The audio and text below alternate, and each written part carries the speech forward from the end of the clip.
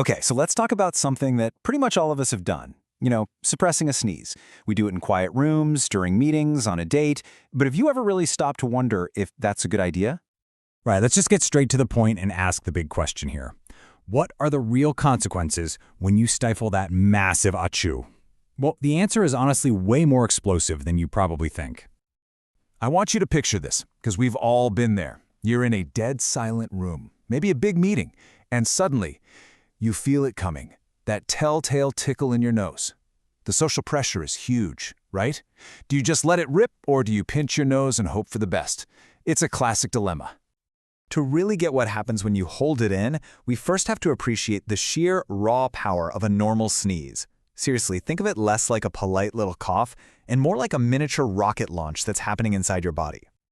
This whole reflex happens in 4 key stages. First, there's a trigger. Could be dust, pollen, even a bright light.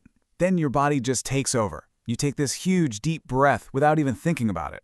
And here's the crucial part. Everything seals up. Your throat closes, and it builds up this immense pressure in your lungs. And then, finally, the release. A super forceful, explosive blast. So just how fast is that release? You might want to brace yourself for this one.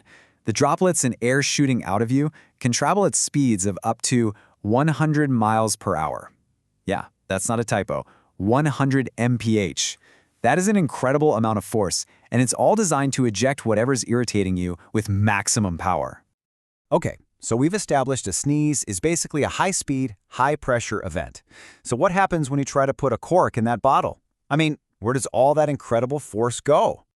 See, when you pinch your nose or clamp your mouth shut, you're not actually stopping the sneeze at all. You're just redirecting it.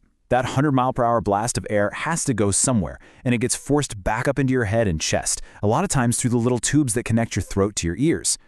And that redirected pressure, it can cause some very real damage. Now, it could be something kind of minor, like a popped blood vessel in your eye, but it can get way more serious. We're talking about a perforated eardrum. And look, while it is extremely rare, there are actual documented cases where it led to life-threatening stuff like a ruptured brain aneurysm or even a tear in the back of your throat. I think this quote just nails it. It really captures the risk here perfectly. You are literally taking a powerful, explosive force that's meant to go outwards, and you're turning it inwards. It really puts into perspective what a gamble you're taking. So after looking at how it all works and, the potential dangers, what's the final verdict on holding in a sneeze? When you put it side by side like this, the choice becomes incredibly clear, doesn't it? On one hand, holding it in forces all that pressure back into delicate parts of your body, creating a risk of injury for basically no reward. On the other hand, letting it go does exactly what it's supposed to do. It protects you by clearing out the bad stuff safely and effectively. It is your body's own natural defense system doing its job. So, if there's one thing to take away from all this, it's really simple. A sneeze is not a social mistake. It's a vital, protective reflex. Its whole purpose is to keep you healthy. Trying to stop it is like fighting against your own body's best interests.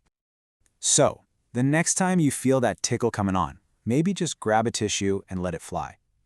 Which kind of leaves us with a final thought, right? If something as simple as holding in a sneeze has these kinds of hidden risks, what other everyday habits that we think are totally harmless should we maybe be taking a closer look at? Something to think about. Thanks for tuning in.